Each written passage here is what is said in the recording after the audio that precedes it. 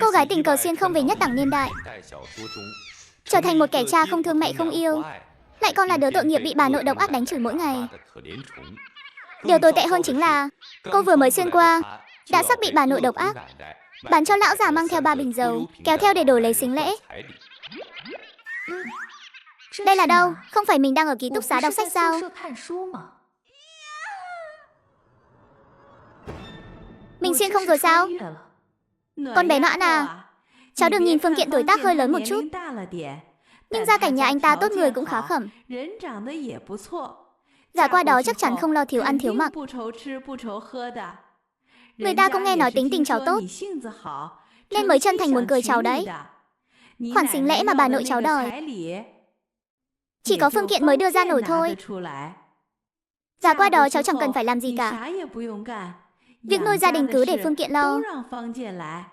Chẳng phải sướng hơn làm con gái ở nhà này sao? Ở nhà cháu còn phải hầu hạ cả một gia đình lớn. Gả đi rồi là cháu có thể tự mình làm chủ. Cháu xem có đúng là cái lý đó không? Thư bà mối đúng là giỏi mở mắt nói điêu. Để vun vén cho cuộc hôn nhân này, bà ta không thèm nhắc tới 3 đứa con của Phương Kiện chút nào. Bà nói đều là thật chứ? Tên Phương Kiện đó thật sự sẵn lòng bỏ ra 200 tệ tiền sính lễ sao? Ai tra cái này sao giả được? Người ta vì muốn cưới con bé Noãn nên mới chịu chi đậm như thế đấy. Giờ chỉ chờ con bé Noãn gật đầu đồng ý thôi. Nếu con bé Noãn không yên tâm thì ngày mai chúng ta cho hai đứa nó gặp mặt. Phương Kiện tuy lớn hơn con bé Noãn 10 tuổi, nhưng diện mạo đúng là nhất biểu nhân tài, lại còn trẻ trung khỏe mạnh. Ôn Noãn nghe không nổi nữa rồi, cô trực tiếp hất văng cái bàn trước mặt. Hi hi, không sao, con bé này chỉ là kích động quá thôi. Nhà mà đưa ra được 200 tệ thì còn gì mà không yên tâm chứ? Đúng vậy, nhà mà đưa ra được 200 tệ, quả thực là không có gì phải lo lắng. Nếu bà nội đã thích như thế thì hay là bà gả Quách qua đó đi, khỏi để người ta phải chờ lâu. Tôi nhớ là Phương Kiện còn có 3 đứa con trai nữa mà. Bà nội, bà sinh được 4 người con, lại còn nuôi dưỡng họ lớn ngần này, kinh nghiệm nuôi trẻ chắc chắn là rất phong phú. Phương Kiện mà lấy được bà thì đúng là tổ tiên thắp nhang cao rồi. 200 tệ tiền sính lễ này vẫn còn ít quá, phải 500 tệ mới bỏ công chứ. Bà nội, bà thấy thế nào? Cái con danh này, mày đang phun ra thứ tiếng người gì vậy? Xem hôm nay tao có xé xác cái mồm mày ra không? Ôn Noãn tiện tay nhấc cái ghế đầu bên cạnh lên. Vậy thì tới đi, để xem hôm nay là bà xé được mồm tôi, hay là tôi đánh cho bà đến mức đầu rơi xi dâu. Bà nội, tuy bà đã có tuổi rồi, nhưng trông vẫn còn sinh long hoạt hổ lắm. Dù có bị đánh đến mức vỡ đầu, xi dâu chảy ròng ròng chắc cũng không sao đâu nhỉ. Dù sao thì đó cũng là 200 tệ tiền sính lễ mà. Đừng để đến lúc bà đăng xuất rồi, sính lễ lại đổ sông đổ biển mất. Tôi còn đang muốn dùng 200 tệ đó để mua chút gì đó ngon ngon mà ăn đây. Bà nội, bà đừng có mà ngại ngùng. Ông nội cũng đã đi xa lâu như thế rồi, bà cũng đã đến lúc nên đi bước nữa rồi đấy. Anh Phương Kiện đó theo lời bà mối Trương nói, vừa trẻ trung lại vừa sung sức, chắc chắn sẽ khiến bà hài lòng. Cái con danh này, tao thấy mày đúng là thèm đòn rồi. Vừa nói, Ôn Nãi liền định lao tới đánh Ôn Noãn. Ôn Noãn nhấc bổng cái ghế lên, tỏ thái độ như muốn đập thẳng xuống, khiến Ôn Nãi một phen hù vía. Noãn Noãn, con mau đặt ghế xuống, bình tĩnh lại đi. Con đang nói cái quái gì vậy hả? Dù có không muốn gả đi nữa, cũng không được nói năng với bà như thế chứ. Con không mau xin lỗi bà của con đi. Tại sao tôi phải xin lỗi? Những gì tôi nói đều là thật lòng cả mà. Bà, chẳng lẽ bà không thấy bà nội cô đơn một mình quá lâu rồi nên cần tìm một người bầu bạn sao? Người phụ nữ mới vừa rồi còn mang vẻ mặt hèn nhát vì lời đáp trả của Ôn Noãn mà lập tức trở nên thẹn quá hóa giận. Bà ta vừa mới giơ tay lên, lời còn chưa kịp thốt ra, giọng nói của Ôn Noãn đã lạnh lùng vang lên. Hôm nay nếu bà dám động thủ với tôi, vậy thì cái ghế trên tay tôi này chắc chắn sẽ đập thẳng vào đầu bà đấy. Ôn Noãn lạnh lùng nhìn người mẹ của thân xác này,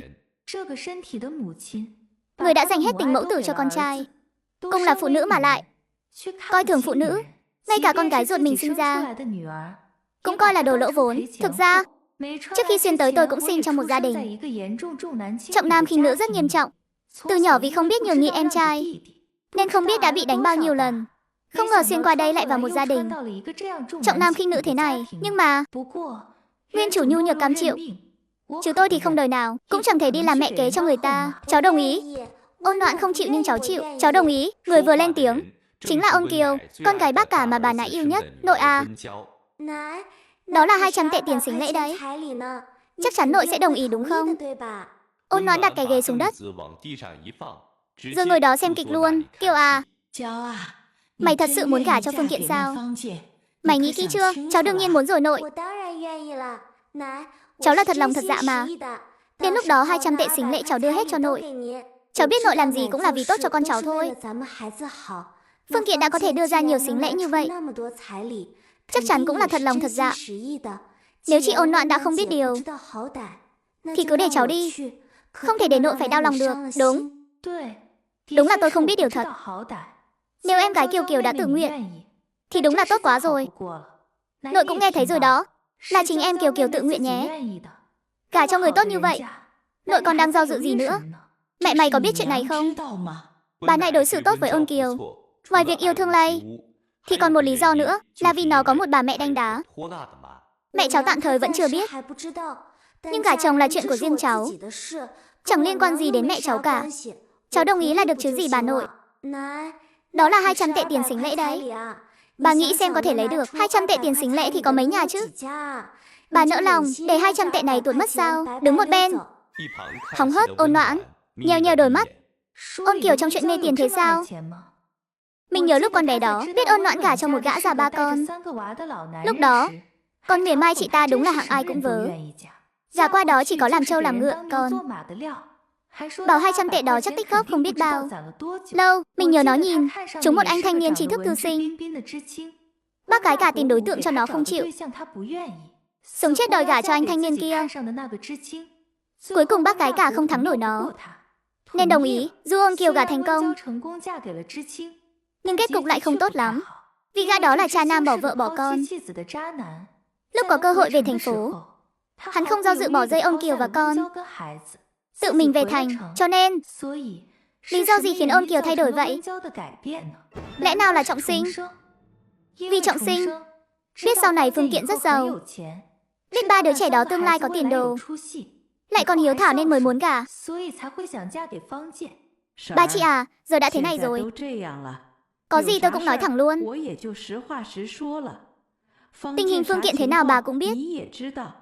Người ta bỏ ra 200 tệ tiền sính lễ, gả qua đó chắc chắn phải giúp hắn chăm sóc con. Cái con bé Kiều này, nó làm nổi không? Sao cháu lại không được chứ? Cháu chỉ là không hay ra đồng làm việc thôi. Ở nhà cháu vẫn giúp giặt giũ nấu cơm mà. Mấy việc đó đâu chỉ mình chị Ôn Noãn biết. Đúng, Kiều Kiều vẫn rất siêng năng đấy. Mọi người đừng có mà coi thường con bé. Kiều Kiều nhà tôi vừa chăm vừa khéo. Nhân lúc mẹ cháu về ngoại mấy ngày này, cháu cứ chốt với Phương Kiện trước.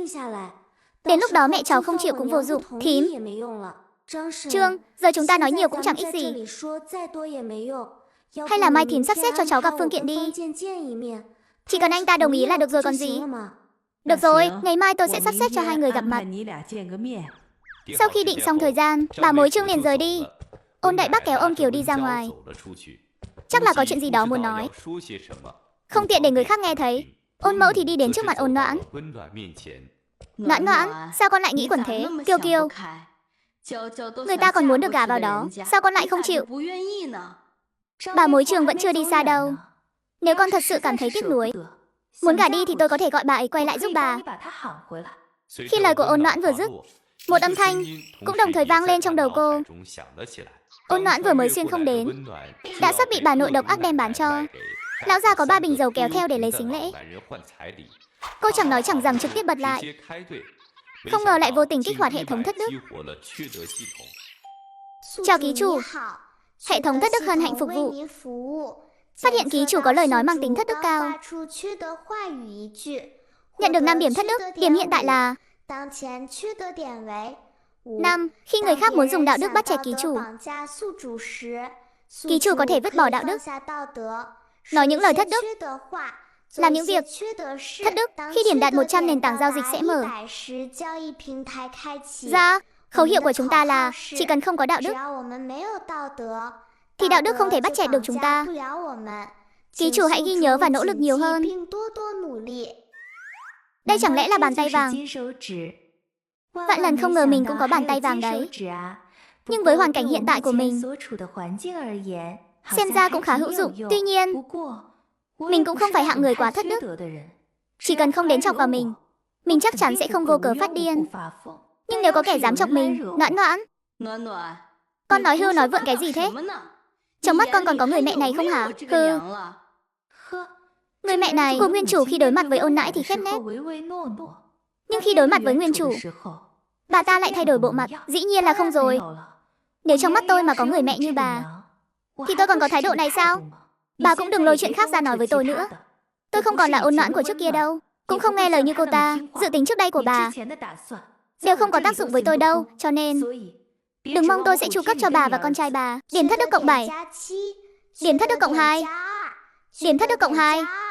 Thái độ cứng rắn của Ôn Noãn khiến Ôn Mẫu chẳng thể làm gì được. Bà ta ôm ngực không nói lời nào, chỉ nhìn chằm chằm Ôn Noãn. Khổ nhục kẻ vô dụng với tôi thôi. Thay vì ở đây diễn kịch cho tôi xem, thì bà nên đi làm tốt việc của mình đi. Nếu không lát nữa họ về, thấy bà chẳng làm gì cả, thì bà càng chẳng có kết cục tốt đẹp gì đâu. Lúc đó tôi có thể trực tiếp nổi điên. Bà cũng muốn phát điên cùng tôi sao? Bà chắc là mình có thể phát điên lên được không? Nhưng nếu bà muốn phát điên, thì tôi có thể dạy bà đấy. Mày đúng là đồ ích kỷ. Từ nay về sau coi như tao chưa từng sinh ra đứa con gái như mày. Biết trước sinh ra cái thứ như mày, thì ngay từ đầu tao nên tiễn mày đi luôn cho rồi. Vậy thì thật là đáng tiếc. Tôi không những không đăng xuất mà còn lớn lần này rồi. Sau này còn nhiều thời gian để chọc tức bà lắm. Bà nhất định phải sống thật lâu vào. Đừng có sơ ý mà bị tôi làm cho tức đến đăng xuất đấy. Đến lúc đó tôi không chịu trách nhiệm dọn dẹp cho bà đâu. Tay của Ôn Mẫu lại giơ lên lần nữa. Bà chắc chắn muốn động thủ chứ? Lúc động khẩu tôi cùng lắm chỉ hơi chọc tức người khác chút thôi. Không thèm trách tôi thì mọi chuyện vẫn ổn. Bắt nếu thật sự động thủ thì tôi sẽ không nương tay đâu. Ôn Mẫu vốn là kẻ bắt nạt kẻ yếu, sợ kẻ mạnh. Bị ánh mắt vô cảm của Ôn Noãn nhìn trúng, bà ta bắt đầu thấy run sợ. Cuối cùng bà ta đành gạt nước mắt, quay đầu bỏ đi. Sáng hôm sau Ôn Noãn vừa mới ngủ dậy đã bị Ôn Phụ gọi ra ngoài. Lúc Ôn Noãn đi ra, trong tay còn tiện thể cầm theo một cây gậy. Không ngờ Ôn Phụ vừa ra khỏi cửa đã lập tức quay người lại, giơ tay định đánh Ôn Noãn. Ôn Noãn thong thả lấy cây gậy ra. Khi Ôn Phụ giơ tay định đánh cô, cây gậy của cô ấy cũng trực tiếp vươn ra. Bàn tay của Ôn Phụ đã có màn tiếp xúc thân mật với cây gậy. Mày cầm gậy làm gì? Đương nhiên là ông định làm gì thì tôi làm cái đó. Tao là bố mày. Bố đánh con là chuyện đương nhiên. Đó là ông thấy đương nhiên thôi. Tôi thấy tất cả những kẻ muốn đánh tôi đều đáng bị tôi đánh trả lại. Đừng có nói với tôi cái kiểu bố mẹ đánh con cái là vì tốt cho chúng nó. Có lẽ một số bố mẹ đúng là vì tốt cho con cái thật, nhưng trong đó không bao gồm ông. Tôi chẳng cảm nhận được tí tình thương nào của bố mẹ cả. Đã như vậy, ông lấy quyền gì mà đánh tôi? Ôn Phụ vụng miệng không biết phải phản bác Ôn Noãn thế nào, chỉ đành đánh trống lảng. Hôm qua mày làm mẹ mày giận đúng không? Không có, bà ta tự tìm chuyện thôi. Tôi chỉ nói vài câu. Mẹ mày sinh ra mày không dễ dàng gì. Mày đừng có làm bà ấy giận. Lau mà giúp bà ấy việc nhà đi. Tôi nói rồi, tôi không chọc bà ấy, là bà ấy tự tìm tôi. Bà ấy không chọc tôi thì đã chẳng có chuyện gì. Ông đã thấy bà ấy không dễ dàng gì, vậy sao ông không giúp bà ấy làm việc đi? Hóa ra ông cũng biết bà ấy cực khổ à? Thế mà ngày thường chẳng thấy ông ho một tiếng nào. Như một kẻ vô dụng vậy, sao không biết đứng ra bảo vệ bà ấy đi? Bà ấy cực khổ là vì sinh ra tôi, hay là vì gả vào cái nhà này hả? Bà ấy khổ là do ai? Trong lòng ông không tự biết sao? Mày im miệng lại cho tao. Xem hôm nay tao có xử lý mày không? Ôn Phụ vừa mới giơ tay lên, cây gậy của Ôn Noãn đã quất thẳng lên người Ôn Phụ. Không hề nương tay. Con danh kia, mày làm cái gì vậy? Đó là bố mày đấy. Con không mau dừng lại, đừng có qua đây. Lát nữa gậy rơi trúng người bà thì tôi không chịu trách nhiệm đâu. Con nhỏ này điên thật rồi. Các người không cần nương tay, tác động cho nó bán sống bán chết nó mới chịu yên. Đúng vậy, tôi chính là điên rồi đây.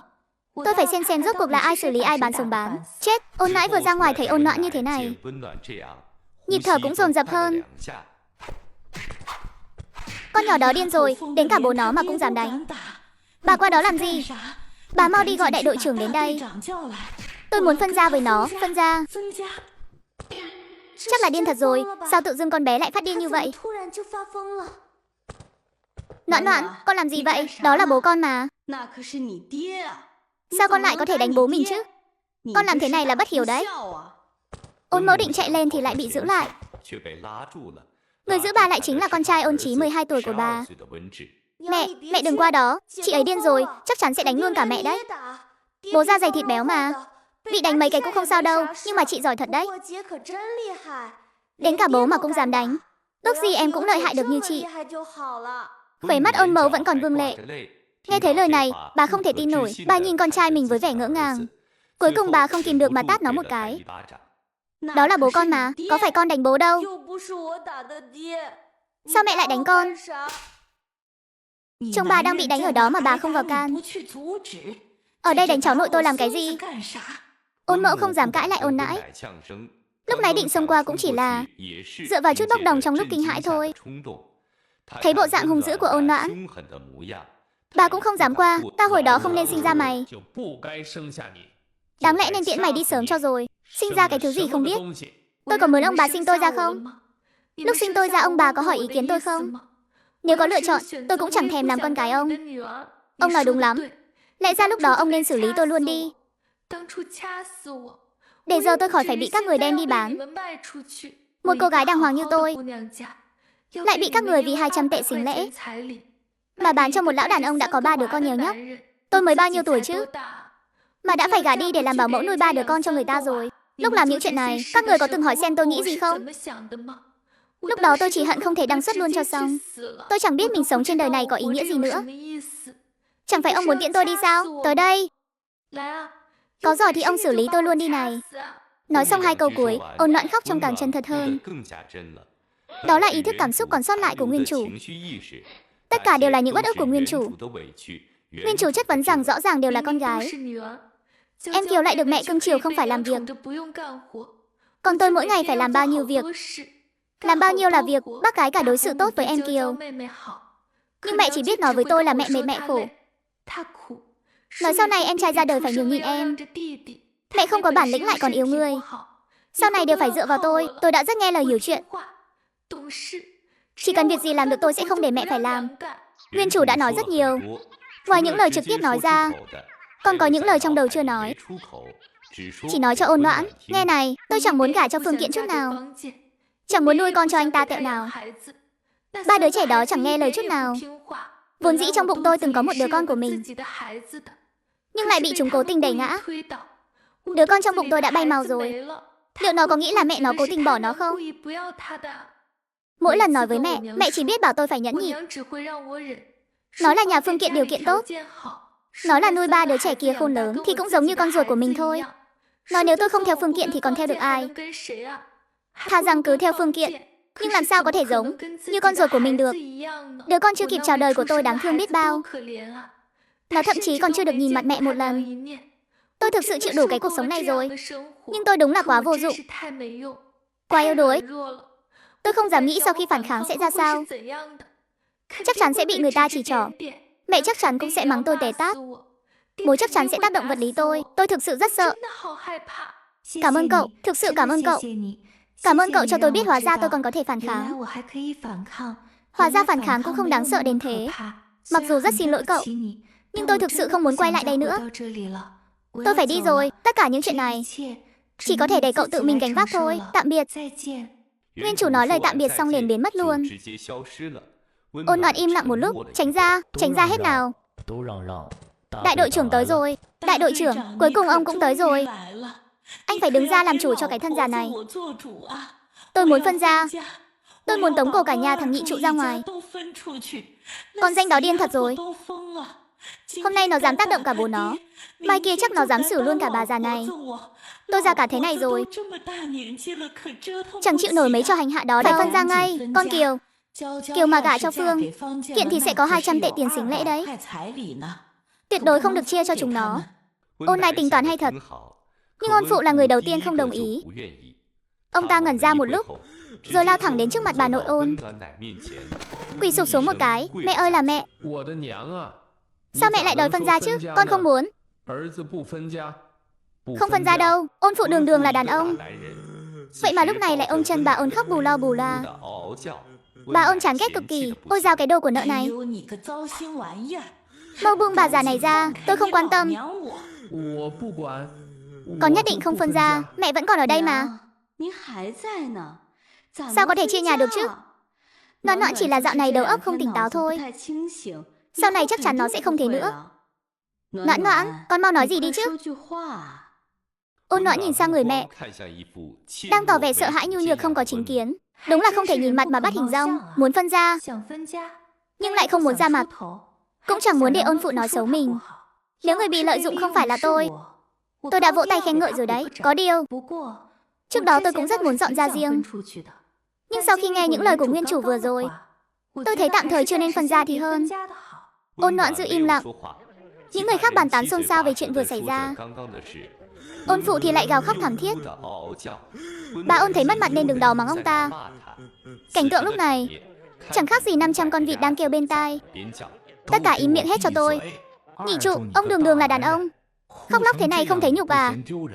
Mau im ngay đi, còn cả bà ôn nữa. Đang yên đang lành đòi phân ra cái gì? Bà bảo con Noãn phát điên tác động bà. Nhưng con Noãn có phải hạng người như thế không? Ngày thường con bé Noãn chẳng nề hà việc nặng nhọc bẩn thỉu nào. Nếu bà bớt cái tính thiên vị tính toán đi thì đã không có chuyện này. Tôi vừa nghe nói là bà muốn gả con bé Noãn cho người đàn ông có 3 con riêng, chỉ để lấy 200 tệ tiền sính lễ. Bà là đang tìm nhà chồng cho con bé, hay là đang bán cháu gái hả? Đại đội trưởng, ông nói gì lạ vậy? Lòng người ai mà chẳng có lúc thiên vị. Tôi đâu có để nó thiếu ăn thiếu mặc. Nuôi nó lớn ngần này rồi gả cho nó tấm chồng là được rồi còn gì. 200 tệ sính lễ sao lại gọi là bán cháu gái chứ? Đó cũng là tiền người ta vất vả làm lụng kiếm được. Người ta cũng thật lòng muốn cưới vợ nên mới bỏ ra chứ. Chị Ôn Noãn không muốn thì thôi. Tôi tình nguyện là được chứ gì. Sao các người cứ xen vào? Cái con danh con này thì biết cái gì? Mày tưởng 3 đứa trẻ đó dễ nuôi lắm mà đòi tình nguyện. Tình nguyện cái con khỉ. Ôn Đại Minh, mau lôi con gái anh về đi. Về nói chuyện này với vợ anh. Bảo chị ấy quản nó cho chặt vào. Hôn sự của tôi tự quyết định. Tôi cứ thích gả cho Phương Kiện đấy, thì sao nào?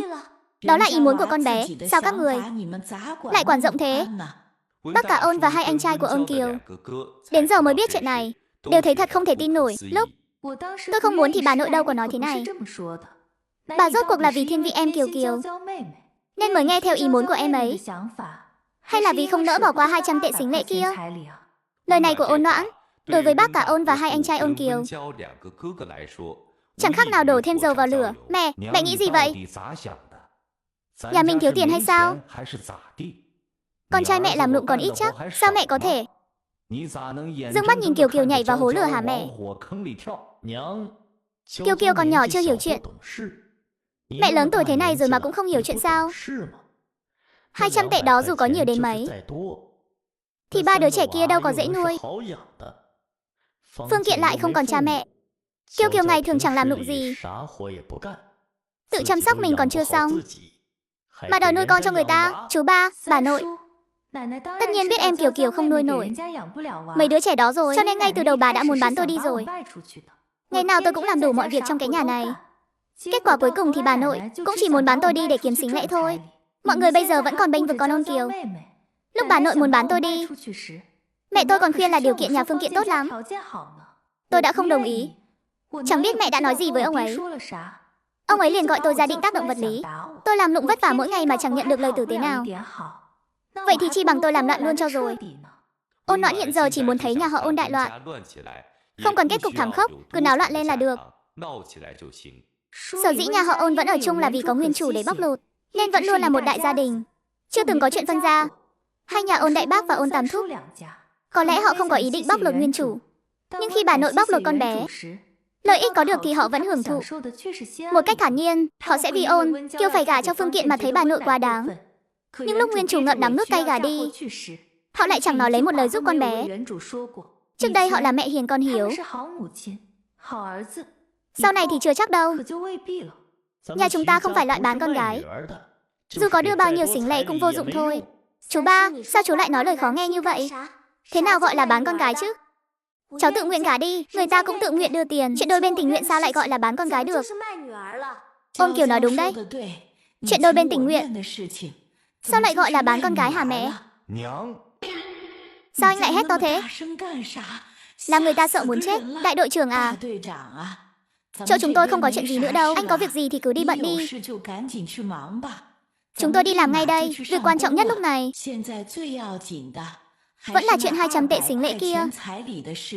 Còn chuyện phân gia hiện chưa quan trọng. Cái đô hèn này, chẳng phải tôi bảo gì nó cũng phải nghe nấy sao? Dù cho không đưa cho nó một xu, nó cũng chẳng dám ho he nửa lời. Còn về phần con danh chết tiệt này, đợi 200 tệ sính lễ về tay rồi tính. Để sau này tôi sẽ xử lý lão đại đội trưởng đó.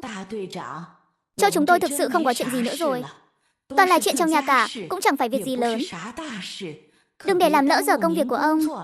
Dựa trên tinh thần chuyện xấu trong nhà không nên rêu rao. Ôn đại thúc và Từ Tam thúc cũng khuyên đại đội trưởng rời đi. Đại đội trưởng lắc đầu ngán ngẩm bỏ đi. Đại Minh à, con thực sự nghĩ mẹ làm vậy là vì 200 đồng sính lễ sao? Chẳng phải tất cả đều là vì cái nhà này ư? Cho dù con có giỏi giang đến mấy, nhà mình bao nhiêu miệng ăn thế này, từng cái miệng đều phải chờ ăn cơm cả đấy. Một năm ròng rã làm lụng thì dư giả được bao nhiêu? Nhìn xem thằng An cũng đã đến tuổi rồi, cũng phải cưới vợ thôi. Nhà mình năm ngoái vừa xây xong nhà, lấy đâu ra tiền để cưới vợ cho thằng An nữa đây? Thằng An cưới xong thì thằng Khang cũng phải tìm đối tượng thôi. Chỗ nào mà chẳng cần đến tiền. Phương Kiện tuy là tuổi tác có hơi lớn một chút, lại còn có 3 đứa con riêng, nhưng anh ta đã dám bỏ ra 200 đồng sính lễ, thì chắc chắn điều kiện gia đình rất khá khẩm. Nghe thấy bà nội Ôn muốn lấy tiền sính lễ để lo cho hai ông anh cưới vợ, ông Kiều vốn dĩ có chút không vui, nhưng lời của bà nội lại khiến cô ta gật đầu đồng tình. Điều kiện nhà Phương Kiện đâu chỉ là khá khẩm. Vài năm nữa khi cải cách mở cửa, Phương Kiện chính là người đầu tiên trong thôn giàu lên, lại còn là gia đình ngày càng giàu nứt đố đổ vách. Phương Kiện tuy lớn hơn tôi 11 tuổi, nhưng ngoại hình chồng cũng rất ổn. 3 đứa trẻ đó lại ngoan ngoãn và thành đạt. Nghĩ đến đây, Ôn Kiều liếc nhìn Ôn Noãn đang đứng xem kịch bên cạnh. Đúng là không có mắt nhìn người. Điên đúng lúc lắm, nếu nó không quậy phá hóa điên. Em là phúc phần này chưa đến lượt tôi đâu. Cha à, trong nhà đang cần tiền, anh Phương Kiện lại có khả năng chi trả. Con gà qua đó chẳng lẽ lại phải chịu thiệt thôi sao? Dù tuổi tác có hơi lớn hơn con một chút, nhưng lớn tuổi mới biết chiều chuộng người khác. Ông Kiều cũng chẳng rõ liệu Phương Kiện có biết chiều người hay không, nhưng dù sao đi nữa, chắc chắn vẫn tốt hơn gã cha nam tiền phú cường bỏ vợ bỏ con kia. Kiều thật đúng là rất hợp ý ta. Sao trước đây ta không nhận ra đứa cháu gái này tốt như vậy nhỉ? Kiều nói đúng, lớn tuổi một chút mới biết thương người.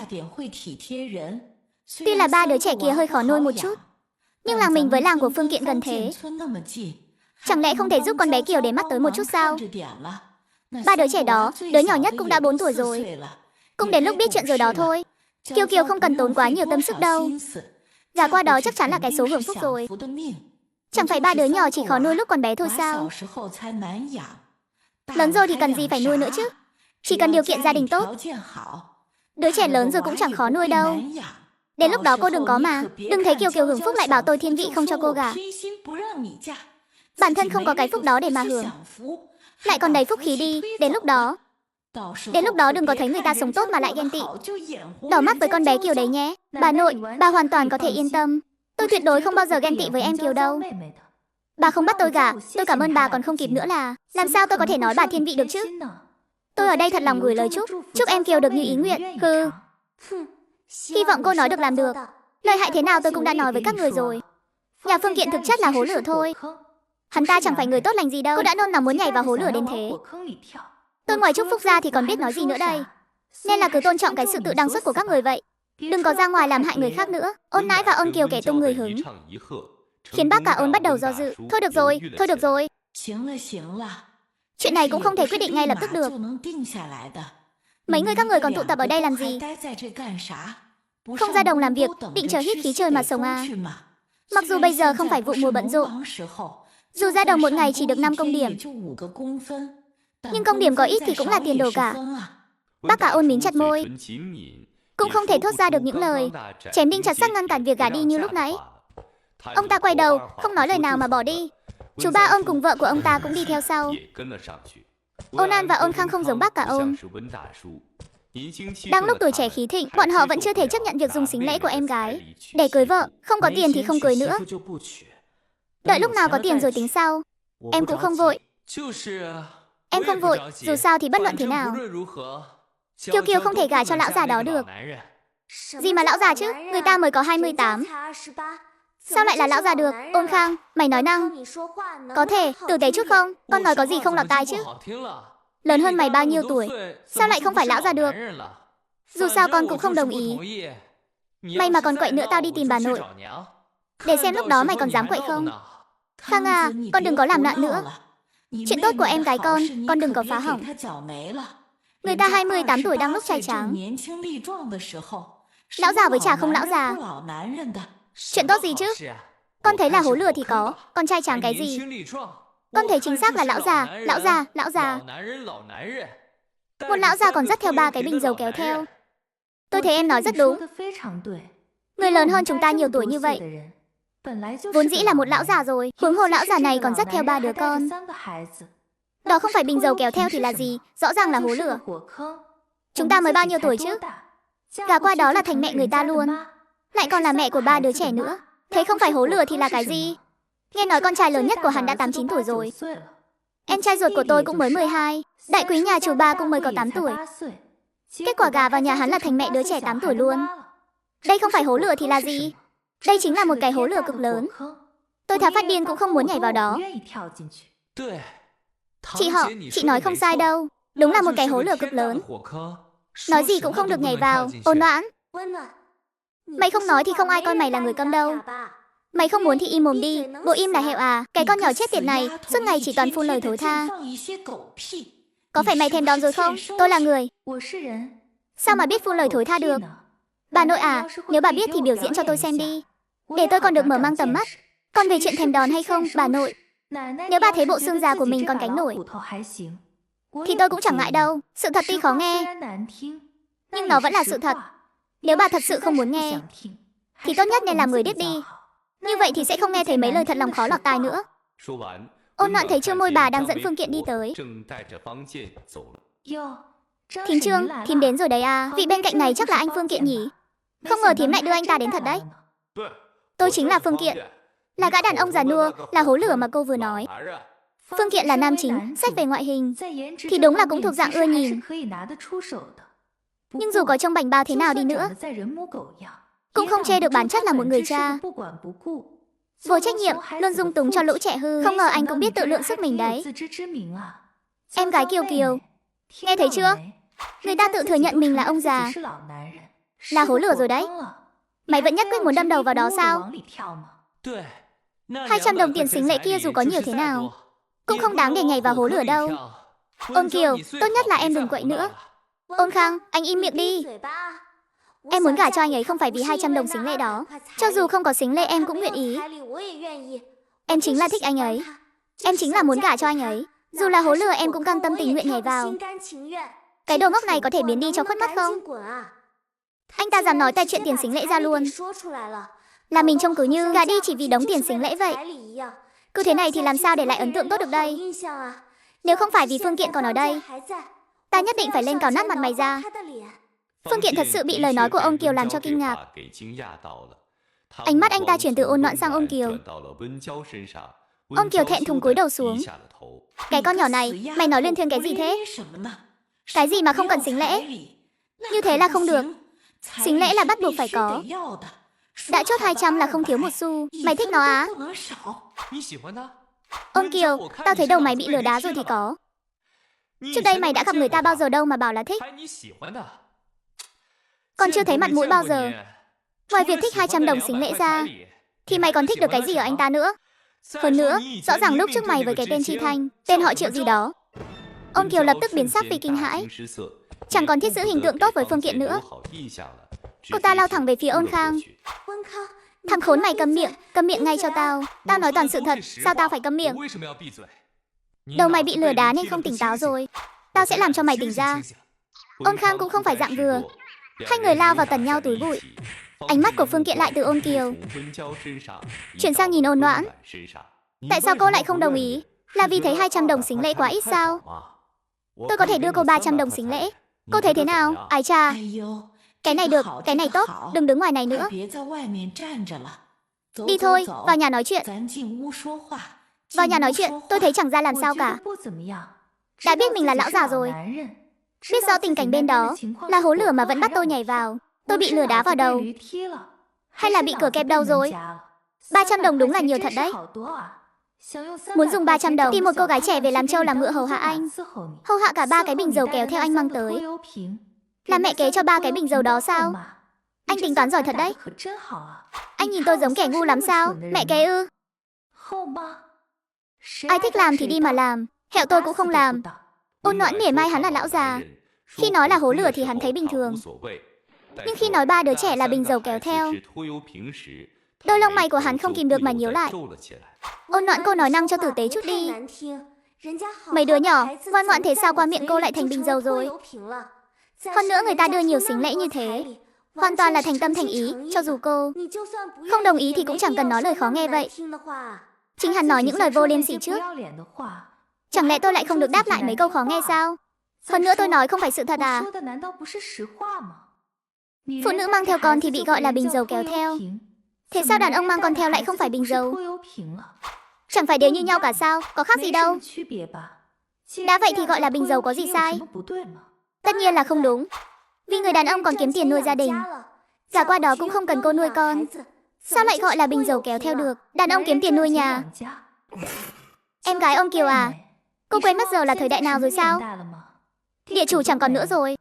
Lãnh đạo đã nói phụ nữ gánh vác nửa bầu trời. Sao cô cứ lờ đi sự hy sinh của phụ nữ thế? Đàn ông ra đồng làm việc. Chẳng lẽ phụ nữ không ra đồng sao? Phụ nữ không chỉ phải ra đồng, vì nhà còn phải giặt giũ nấu cơm hầu hạ đàn ông, lại còn phải sinh con nữa. Tính ra thì phụ nữ rõ ràng giỏi giang hơn đàn ông nhiều. Đã vậy thì dựa vào cái gì mà phụ nữ mang theo con bị gọi là bình dầu kéo theo, còn đàn ông mang con thì lại không? Chẳng lẽ tôi cưới cô về để không làm gì sao? Việc gì cũng để tôi làm chắc. Tôi bỏ ra nhiều xính lễ như vậy chính là vì 3 đứa nhỏ đó. Nếu cái gì cũng đến lượt tôi làm, tôi cũng chẳng cần lấy vợ. Bỏ ra nhiều xính lễ làm gì? Vậy nên đây chẳng qua là một cuộc giao dịch đúng không? Anh bỏ tiền xính lễ là để tìm người hầu hạ 3 đứa trẻ đó. Tôi không muốn cũng chẳng thèm xính lễ của anh. Anh còn ở đây lãng phí thời gian với tôi làm gì? Chẳng lẽ còn đợi tôi vội vàng gả cho anh để hầu hạ 3 đứa con của anh sao? Sắc mặt Phương Kiện xa sầm lại, cuối cùng quay đầu bỏ đi luôn. Anh đừng đi mà. Ôn Kiều muốn đuổi theo nhưng bị Ôn Khang giữ chặt lại. Không được đi. Mày còn vội vàng đi hầu hạ con nhà người ta đấy à? Chàng trai đừng đi, đứa đáng ghét kia không đồng ý thì vẫn còn Ôn Kiều nhà tôi mà. Ôn Kiều nhà tôi là một cô gái rất tốt, chăm chỉ lại giỏi giang, lại còn biết bảo vệ cậu nữa. Tốt quá rồi còn gì. Lời con nhỏ đó cậu đừng để bụng. Nó đúng là hạng thiếu đòn, chỉ giỏi làm màu. Để lát nữa bà già này dạy dỗ nó một trận, cho nó biết cái gì nên nói, cái gì không nên nói. Nào chàng trai, vào nhà uống hớp nước đã. Cất công đến đây rồi mà chưa uống được hớp nước. Nói ra thì khó nghe lắm. Bà thông gia, bà cũng mau giúp tôi khuyên đi. Chuyện đã âm ĩ đến mức khó coi thế này rồi. Đằng kia còn có đứa đang lên cơn điên nữa. Hay là thôi phát cho xong đi. Ôn Nai thấy Trương Môi Bà do dự không nói lời nào, liền cắn răng ra hiệu số 1 với bà ta, ý là sẽ đưa 1 đồng tiền. Trương Môi Bà thấy vậy liền hết do dự ngay. Thì đấy, dù sao cũng cứ vào nhà uống chén nước đã, chứ không thì lời ra tiếng vào khó nghe lắm. Con bé Kiều Kiều đó tôi cũng biết là đứa ngoan. Vào trong rồi nói, vào trong rồi nói. Hai người bên trái kẻ bên phải kéo Phương Kiện vào nhà. Ôn Khang thấy cảnh này thì sắc mặt rất tệ. Ôn Kiều thoát khỏi Ôn Khang, hớn hở đi theo vào phòng. Kiều Kiều không phải rất sợ bác gái cả sao? Anh đi tìm bác gái cả, gọi bà ấy về là được chứ gì. Anh nói đúng đấy. Tôi suýt nữa bị con nhỏ đó làm cho tức nổ đom đóm mắt rồi. Tôi đi tìm mẹ tôi ngay đây. Ôn Khang quay đầu đi luôn, định bụng gọi Ôn đại bác mẫu về để trị Ôn Kiều. Nhưng Ôn Noãn hiểu rõ, gọi Ôn đại bác mẫu về cùng lắm chỉ làm nhà họ Ôn thêm loạn, náo nhiệt hơn thôi. Ôn đại bác mẫu cũng không quản nổi Ôn Kiều, chỉ là không biết liệu Phương Kiện có đổi ý giữa chừng không, tìm người khác về làm mẹ kế cho con trai hắn. Nhưng nữ đổi nam thì dễ như trở bàn tay. Ôn Kiều lại thể hiện chân thành và chủ động như vậy. Phương Kiện chắc không đổi ý ngay đâu. Noãn Noãn, con ngồi đó làm gì vậy? Trong nhà còn một đống việc chưa làm kia kìa. Con giận dỗi chút thôi chứ không được làm mình làm mậy mãi. Cứ tiếp tục thế này sẽ chẳng ai dám giúp con đâu. Nếu ở nhà mà chẳng chịu làm việc gì cả, ông bà nội chắc chắn sẽ xử lý con đấy. Đừng ngồi đó nữa, mau đứng dậy làm việc đi. Tôi vốn là hạng người lười biếng như vậy mà. Không làm việc là chuyện quá bình thường. Em Kiều Kiều chăm chỉ. Việc nhà cứ đi mà tìm nó. Còn về chuyện có ai giúp hay không, bà tốt nhất đừng xen vào. Bà thì chăm chỉ rồi. Bà cũng có người giúp đó thôi. Nhưng nhìn lại xem giờ bà đang sống cái kiếp gì. Nếu tôi mà giống bà suốt ngày làm việc hầu hạ đám người này, hầu hạ kẻ đó còn chẳng nhận được một lời tử tế, vậy thì thà không ai thèm còn hơn. Tôi lười mà. Tôi chẳng hầu hạ ai hết, chỉ hầu hạ bản thân thôi. Thế có phải sướng không? Cửa nhà họ Ôn với trong phòng tuy có hơi xa, nhưng chỉ cần không cố ý nói nhỏ hay bị lắng tai thì vẫn nghe được tiếng nói chuyện đấy. Chị Phương à, anh đừng nghe những lời người ngoài nói. Người ngoài thì biết cái gì. Chuyện nhà mình tôi rõ nhất, con danh đó lời chảy thay. Sao bị được với Kiều Kiều nhà tôi vừa hiểu chuyện vừa chu đáo. Anh nhắm trúng Kiều Kiều nhà tôi là đúng rồi đó. Kiều Kiều nhà tôi không chỉ xinh đẹp mà còn hiểu chuyện, biết quan tâm, lại còn siêng năng tháo vát. Đúng là một cô gái tốt. Ôn nãi mở mắt nói điêu, khen đến mức ông Kiều đỏ cả mặt. Bà đừng nói nữa. Đúng, tôi chính là kẻ lười biếng. Có điều dạy dỗ tôi cũng vô ích, vẫn cứ cho ra đó thôi. Bà nội, nếu bà không tin thì cứ thử xem. Còn về em gái Kiều Kiều à, thì đúng là vừa hiểu chuyện vừa chu đáo, người lại còn xinh đẹp nữa. Ai mà cưới được em Kiều Kiều thì đúng là tổ tiên thắp nhang cao rồi. Theo tôi thấy, đưa 200 tệ làm sính lễ cho em Kiều Kiều thì đúng là quá ít. Sính lễ bấy nhiêu mà đòi cưới em Kiều Kiều nhà chúng ta, em là có chút không đủ nhỉ. Khoản sính lễ này ấy mà, ít nhất cũng phải 500 tệ chứ. Lúc này anh có thể đưa 300 để cưới một kẻ lười biếng tính tình khó ưa như tôi. Vậy thì bỏ ra 500 để cưới một người hiểu chuyện, chu đáo như em Kiều Kiều, chắc cũng dễ dàng thôi nhỉ. Nếu không thì chẳng phải là thiếu thành ý sao. Anh đừng nghe chị ta nói bậy. Em không cần những thứ sính lễ đó đâu. Em đã nói là thật lòng muốn gả cho anh mà. Dù anh có đưa sính lễ hay không em cũng nguyện ý. Cái con danh đồ lỗ vốn này, mày muốn ăn đòn hả? Nếu mày dám phá hỏng hôn sự của Kiều Kiều, xem bà già này có cho mày đăng xuất luôn không. Bà nội, bà nói gì thế? Chẳng phải cháu cũng đang nghĩ cho nhà mình sao? Đó là 500 tệ lận đó. Nếu Phương Kiện thật lòng muốn cưới em Kiều Kiều, tất nhiên sẽ tình nguyện đưa 500 tệ sính lễ này thôi. Vậy bà nội à, bà nói xem là bà hời hay là lỗ vốn rồi. Tôi đã vì gia đình mình, vì chuyện đại sự của em Kiều Kiều mà suy nghĩ như thế. Không ngờ bà nội lại nghĩ tôi như vậy. Tôi thật sự thấy rất đau lòng luôn đó. Đủ rồi. Ôn Noãn, mày câm mồm đi. Mày im miệng đi có được không? Ta đã nói bao nhiêu lần rồi, tao không phải vì sính lễ. Không phải vì sính lễ. Tao chính là vì con người của anh Phương Kiện. Nếu mày thật lòng muốn tao gả cho anh Phương Kiện thì mày đừng có nói nữa được không? Tất nhiên là được rồi. Sao lại không được chứ? Vừa rồi nếu bà nội không nhắc đến tôi, không lôi tôi ra làm bàn đạp để tâng bốc mày, thì làm gì có chuyện này nữa. Anh Phương Kiện à, anh đừng nghe con nhỏ chết tiệt đó nói bậy. Chắc chắn không đời nào bắt anh bỏ ra 500 tệ sính lễ đâu. Cưới vợ là chuyện hỉ, lấy 200 tệ để lấy may là được rồi. Kiều Kiều nhà tôi ấy mà, anh cứ yên tâm mà rước về. Con bé là một tay hòm chìa khóa, thạo việc trong ngoài, chắc chắn sẽ lo liệu việc nhà anh. Đâu vào đấy, ổn thỏa tươm tất. Sau một hồi tôi mỉa mai châm chọc như thế, tôi không tin Phương Kiện còn có thể mở miệng đồng ý cuộc hôn nhân này. Có điều, bọn họ có ở bên nhau hay không tôi cũng chẳng quan tâm. Tôi chỉ đơn thuần là muốn quậy một trận cho ra trò thôi. Nếu Ôn Kiều vẫn kiên trì không bỏ, nỗ lực gả cho Phương Kiện, thì sau khi tôi làm loạn như vậy, Phương Kiện mà bỏ ra 200 tệ sính lễ thì anh ta sẽ nghẹn tim. Nếu anh ta không đưa, hoặc đưa ít đi thì ông Kiều và Ôn Nãi sẽ nghẹn tim thôi. Tóm lại tôi chính là không muốn cho bọn họ sống yên ổn. Đủ rồi. Tôi, Phương Kiện, không cha không mẹ lại còn đèo bằng 3 đứa con. Nhưng cũng không có nghĩa là tôi chỉ có mỗi một lựa chọn là con gái nhà họ Ôn. Chuyện này xem ra không thành rồi, tôi xin phép đi trước. Phương Kiện nói xong, liền sải bước nhanh đi thẳng ra ngoài. Ôn Nãi đuổi theo định nói gì đó, nhưng lại bị Ôn Kiều ngăn lại, muốn gả cho Phương Kiện. Bà nội căn bản chẳng giúp được gì cả, ngược lại ở khía cạnh nào đó còn là gánh nặng. Bà nội à, Bà ngàn vạn lần đừng có nhắc đến chuyện sính lễ này nọ nữa. Nếu bà thật sự muốn sính lễ, bà im đi để cháu tự đi nói chuyện với anh Phương Kiện. Với lại đừng có lôi cháu ra so sánh với Ôn Noãn nữa. Cứ đợi cháu với anh ấy thành đôi rồi tính. Kiều Kiều à, cháu xem thái độ của Phương Kiện kìa, thật là... Liệu có thành không? Nếu không tại con nhỏ chết tiệt này lắm chuyện thì đã đồng ý từ sớm rồi. Đâu có nảy sinh mấy chuyện rắc rối này. 200 tệ đó tao đã sớm cầm chắc trong tay rồi. Chắc là cầm được ở trong mơ. Nếu bà mà chịu gả, biết đâu 500 tệ cũng cầm được rồi ấy chứ. Mày đi mà gả đi Ôn Noãn. Đã không muốn thì đừng có nhắc đến anh ấy nữa. Nếu không phải bà cứ nhắc đến Ôn Noãn, biết đâu chuyện này đã thành công rồi. Em nói đúng đấy. Nếu không phải bà nội cứ nhớ thương tôi, hơi tí lại lôi tôi ra nói vài câu, làm tôi cảm động quá nên mới lỡ miệng vài câu, thì anh Phương Kiện cũng không thấy bị sỉ nhục. Mà đùng đùng bỏ đi như vậy. Sắc mặt Ôn Nãi và Ôn Kiều đều không tốt lắm. Nhưng Ôn Kiều nghiến răng nhịn nhục, mình chấp gì cái đứa điên này. Mình phải gả cho Phương Kiện để hưởng phúc. Cái đứa điên này sau này tiếng xấu đồn xa, chẳng có kết quả gì tốt đâu. Dù sao kiếp này người hưởng phúc chắc chắn là mình. Mình chỉ chọn Phương Kiện.